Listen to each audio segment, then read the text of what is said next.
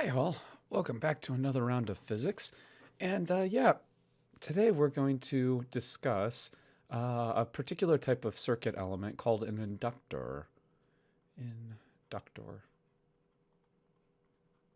And just like a capacitor, which stores energy in the electric field, we are now at a point where we can discuss how to store energy in the magnetic field, in B field. And we'll use Faraday's law, to get an idea about what the equation is for an inductor. Just like how we used Gauss's law for the electric field to analyze a capacitor in order to get the energy storage in the electric field. And in this case, you remember we found that E, the magnitude of the electric field, was equal to sigma over epsilon naught, which meant that the difference in potential between the two plates was something like Q over A. That's just re-expressing sigma. We still have the epsilon naught, and then we multiply by the plate separation. Okay. And then we lumped the physical characteristics of the parallel plate capacitor into a term which we called the capacitance. We said Q over C, where C is defined as A epsilon naught over D. Okay, so we're going to do the same thing using Faraday's law to analyze a circuit element and figure out how to store the magnetic field.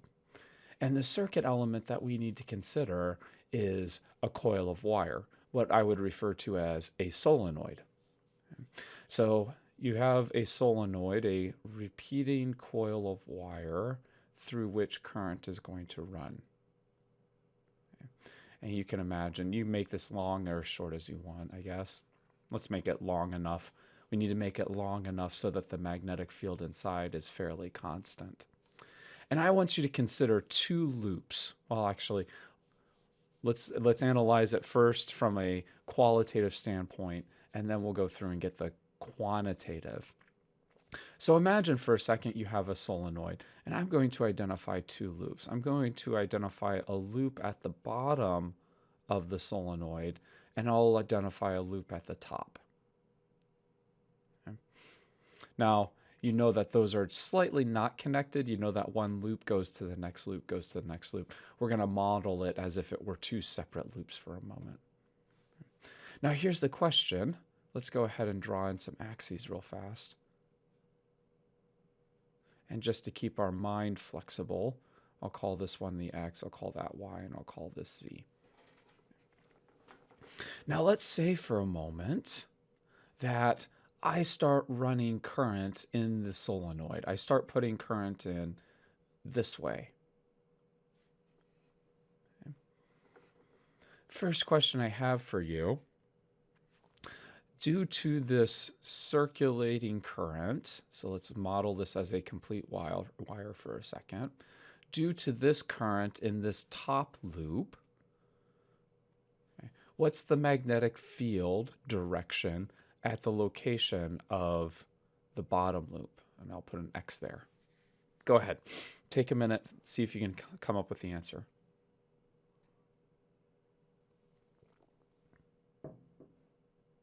You got it?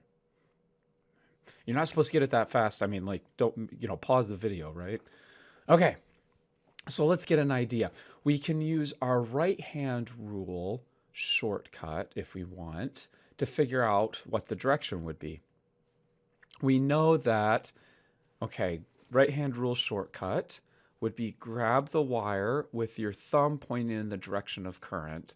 So I'm pretending to grab the front part of that coil, and the current should be going to my right. So the magnetic field generated by this loop, okay, should be going up through the center of the loop and then looping around. So in other words, the magnetic field should look something like this. Okay. And I'll try that back one as well. Go behind the wire, and then here it should be going like this. So up through the center, and then down on the outsides. Okay.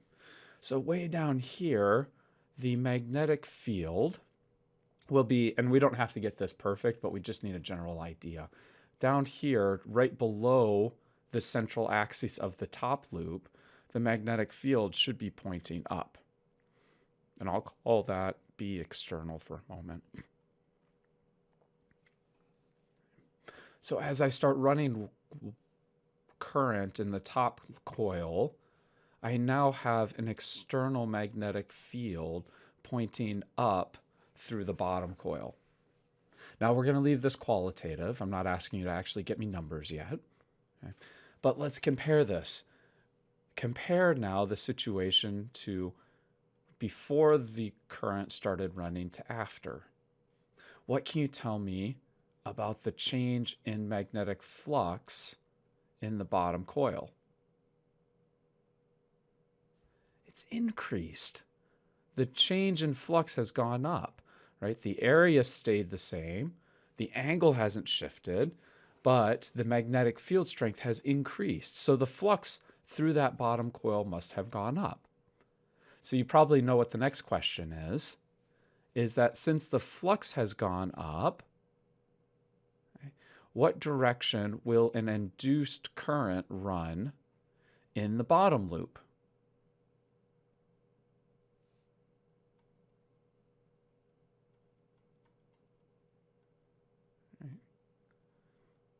So we're trying to figure out that negative sign right now, right? So if the flux has increased, this bottom loop will want to run a current to oppose that increased flux. Okay, well that means that I need an induced magnetic field, and I'll use a darker green, I guess. I need an induced magnetic field to be going downwards through that loop.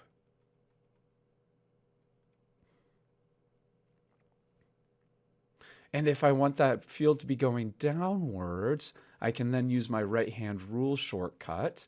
I need it going, again, front of the loop. I need it to be going downwards into the loop. That means that my induced current has to be running to the left.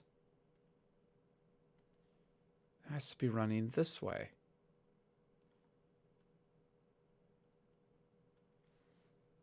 Again, we're just applying that Lenz's law, that negative sign that we see in Faraday's equation. And I'll write down the rest of this here just for completeness. In other words, okay, we have the induced current in response to the initial current being run in the top loop. Incidentally, I'll hint at something here as well. Notice this is also the basis, and we'll come back to it, to something like inductance charging.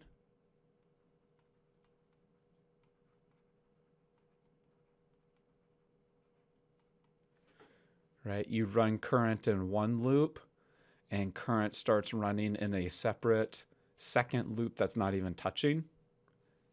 That's how a lot of toothbrushes and I think the AirPods and, not an electrical contact, but a magnetic connection. Okay, to be continued.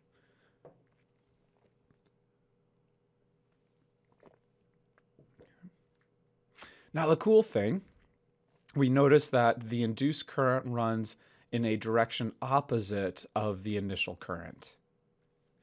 So now we have our mechanism for storing energy in the magnetic field.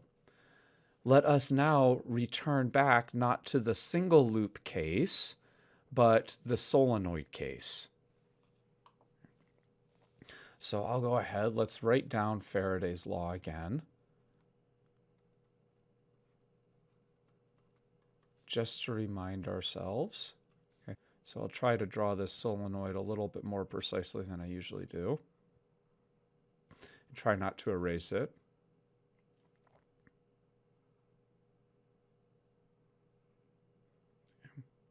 Now imagine that these loops are packed tight enough together, okay, so that you can approximate each turn as an individual loop. And we have now had an idea about, well, one loop can generate a magnetic field at the location of a different loop. And in response, that bottom loop runs a current that opposes the current in the top loop. So now I'm just connecting them all together. And let us, for a moment, consider, say, this bottom loop. In other words, what do I want to consider? I have a single loop at the bottom and an entire solenoid. I won't draw the individual coils, but imagine that I now have an entire solenoid. That would have been a better way of drawing it, actually.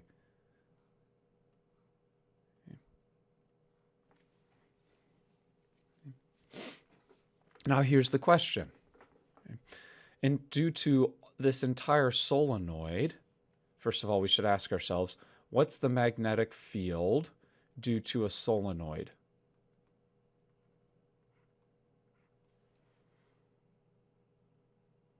And if you don't remember it, I don't remember it either.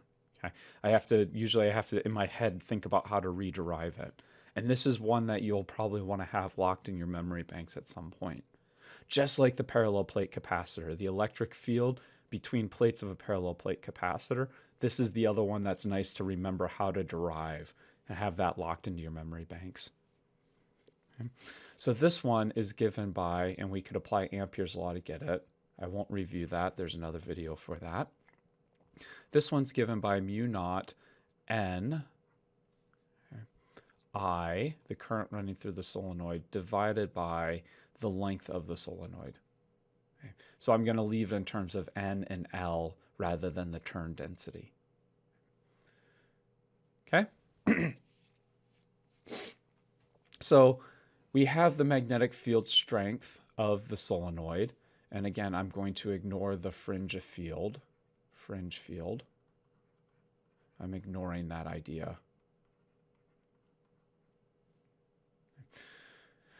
And then we can ask the same question. If I start running current, excuse me, that's the opposite direction than we had in the first example, isn't it?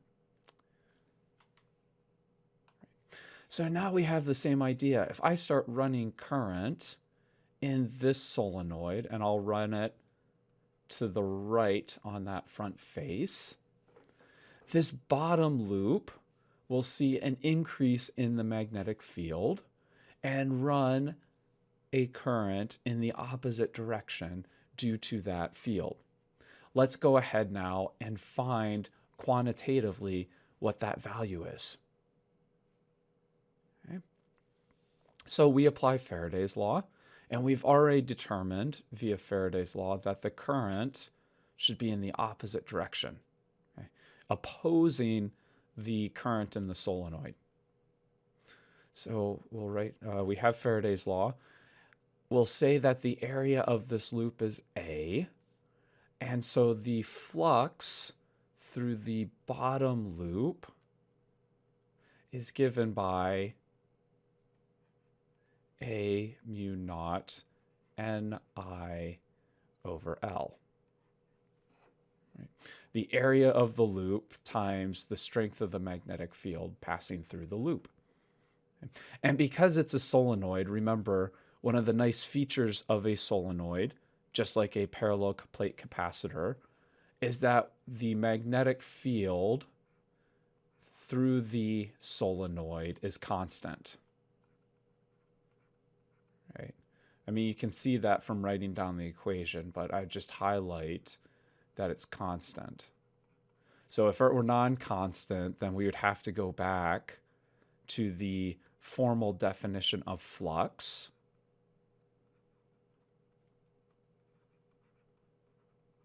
And we would have to do the integration. Right? We'd have to actually do that integration if the magnetic field strength varied at every point along the area element of the bottom loop. So we have the flux that is the bottom loop. Now let's ask another question here. Okay, so this is part of the way through. Let's keep going. Excuse me. Next question, of course, is okay. Well, we want to apply Faraday's law. We have the changing flux per time, and we'll have to look at this and say, okay, well, for a solenoid, for this situation, solenoid in a single loop, which of these quantities is actually able to vary in time? Well, we have a fixed area, constant number of loops, constant L. All of these are constant. These are physical properties of space or the arrangement of the loops. So the only thing that can change is this current flowing through the solenoid. So we better put in a mu naught N over L. We'll put di dt. Okay. Well, I've just looking at the magnitude right now, so I'm going to drop the negative sign. And applying Faraday's law, we then have a situation where we can write, I'll just rearrange these variables here, over L di dt equals, and I've been using EMF, but I told you that historically this is the same thing as delta V. Okay, so I'll write it as delta V here. Now, here's the last piece, and then we're home free. Okay. Is there anything special about the bottom loop of the solenoid? No. Right? I chose the bottom loop just for conceptual purposes, but imagine for a moment, how would this process change if you chose, say, the loop in the middle of the solenoid? Let's say we choose that one. Well, conceptually, I guess what would happen? Conceptually, what would happen is we would have a smaller solenoid on top of that loop. We'd have a smaller solenoid below the loop. Okay, so again, my terrible pictures. You'd have a solenoid here. If we say it's midway, we'll call it L over 2. You have a second solenoid of L over 2. And then you have this loop right in the middle that you're dealing with. Say L over 2 and N over 2. We have a second solenoid, N over 2 and L over 2.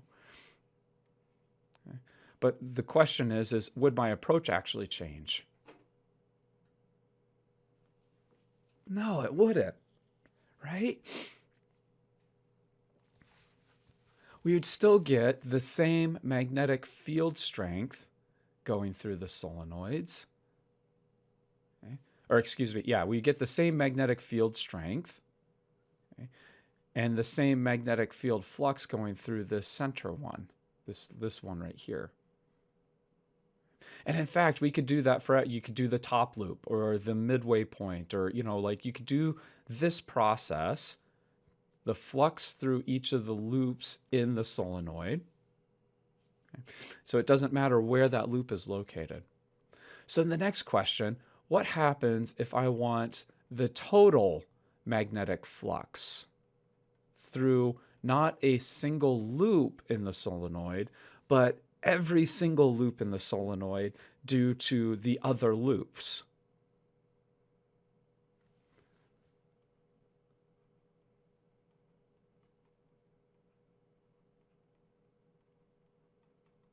You got it?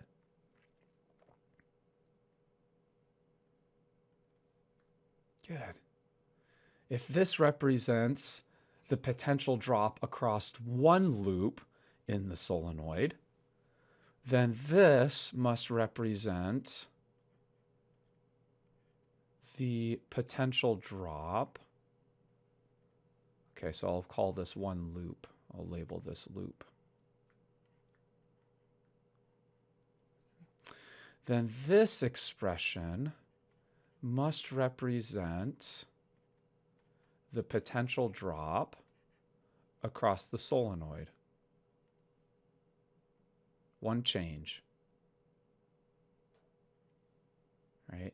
If I take the single case and multiply by the number of loops in my solenoid, I should get the case for the entire solenoid. So boom, there we have it. We now have an expression that tells us the potential drop across a solenoid when we start running current through it. I'll rewrite it here.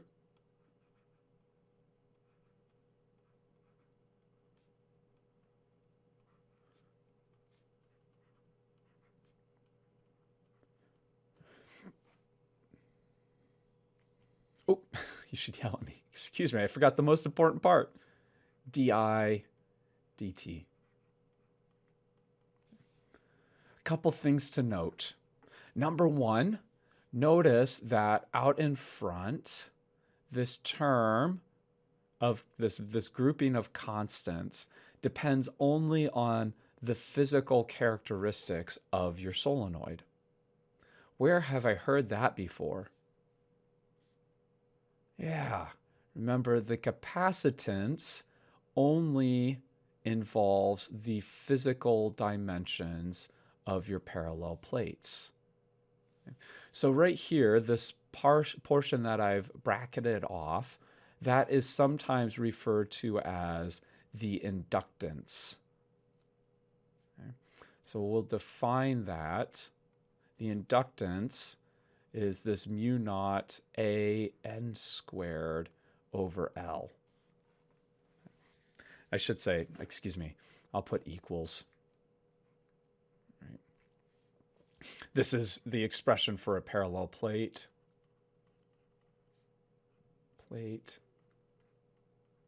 This is the expression for a solenoid, which is the, if I may say, that's the canonical example, but you could come up with other ways of doing this. So in general, an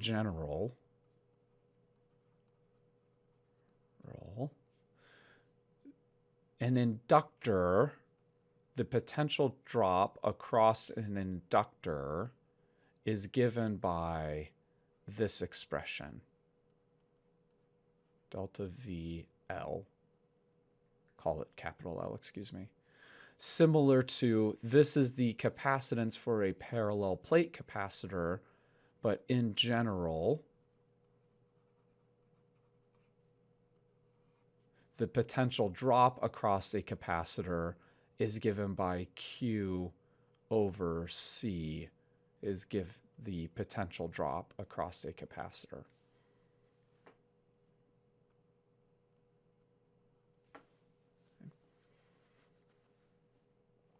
Pretty cool, huh?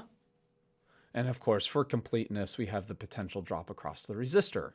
Ohm's law.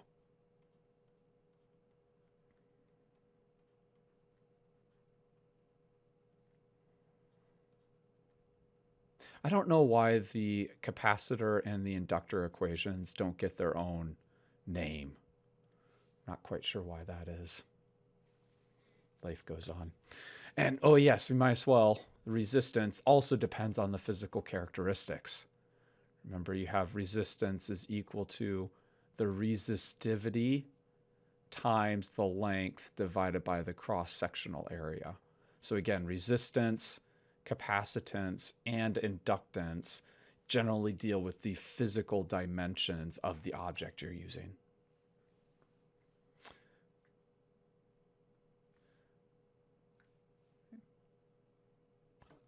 Cool. We'll point out a couple of other things. For example, when we are dealing with an RC circuit, so say we have an uncharged capacitor and we hook it up with a battery. We conceptually thought of additional charge being dumped onto one plate of the capacitor, and pushing charge off of the other plate so that one side becomes high, positive charges, and the other side becomes low, negative charges. Or maybe I should say absence of positive charges. And this process continues until the drop across the capacitor was equal to the potential of the battery. So there's some sort of limiting behavior. And we went through and actually solved Kirchhoff's voltage laws, time and V. Capacitor, I'll put V cap here. If we've gone through and solved Kirchhoff's voltage laws to see that you will get some sort of asymptotic behavior that looks like, let's see, it must be 1 minus e to the negative t over RC. Something like this. I'll put V back here. Right, at time equals 0, there is no charge on the capacitor. And as we increase, we get full charge. That means the drop is equal to the drop on the battery. For the case of an inductor, okay, we can already imagine what would happen. Let's say that we put a resistor, and now an inductor is represented by loopy wire. So instead of the sharp edges, you have to loop them.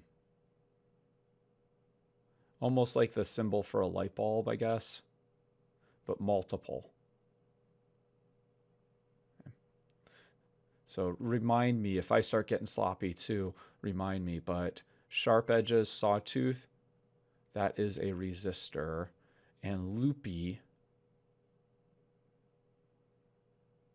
is an inductor, circuit symbols. And already we can kind of get an idea about what's going to happen. Okay? Say for a moment I have an uncharged inductor in my circuit. I close the switch, and so I go from having no current, 0 current, to having a large current, say I. Okay? So a very slow or fast change. Fast. I throw the switch, boom, the current jumps up to I. Okay.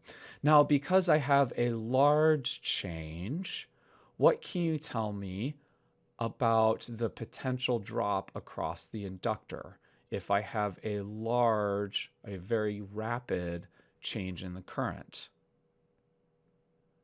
The potential drop across the inductor is also going to be large.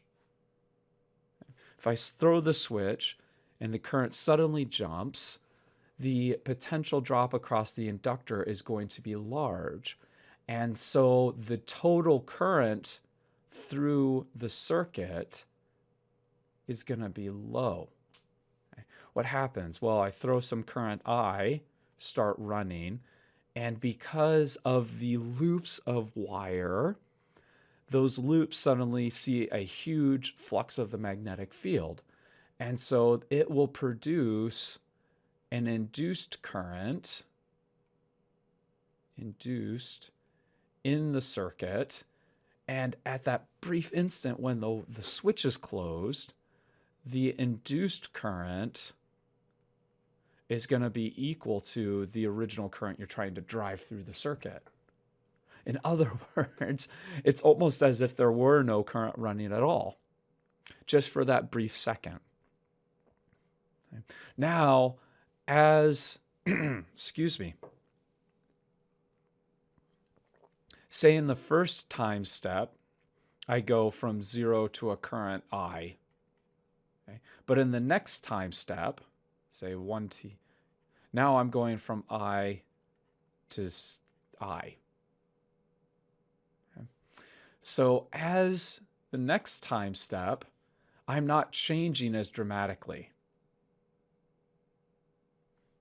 I'm very generalized. We could see this in the equations once we get there. Okay. But in the next time step, I'm not changing very much, which means after a moment in time, the induced current, right? I'm not changing I very much for the second time step. That means that my change in I per time step is smaller, which means that my induced current's going to be smaller. And as time progresses, this induced current will get smaller and smaller and smaller until the induced current is 0.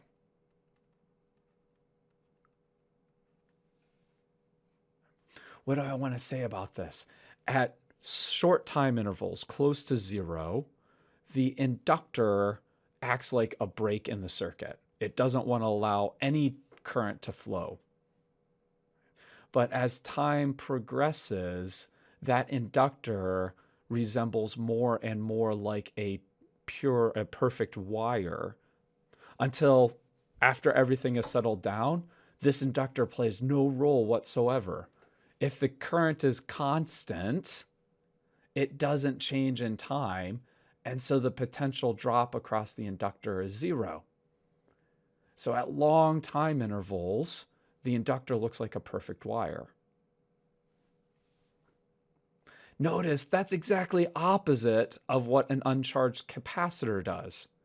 An uncharged capacitor at time equals 0 has no charge, and therefore there is no potential drop across the capacitor.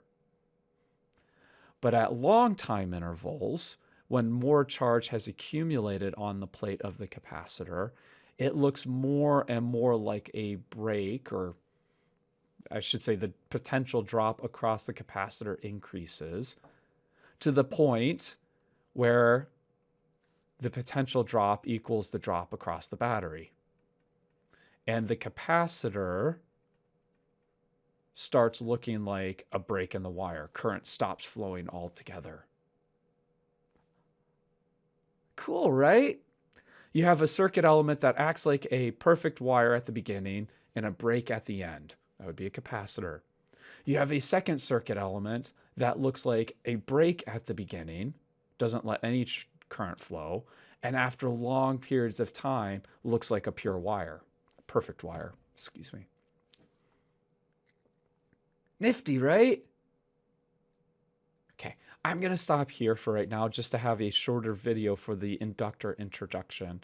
And then we'll run some an LR circuit or an RC circuit. We'll start thinking about how do these inductors work in circuits themselves. So stay tuned for that video. I'll get this one posted and I'll see you soon. Thanks for your attention.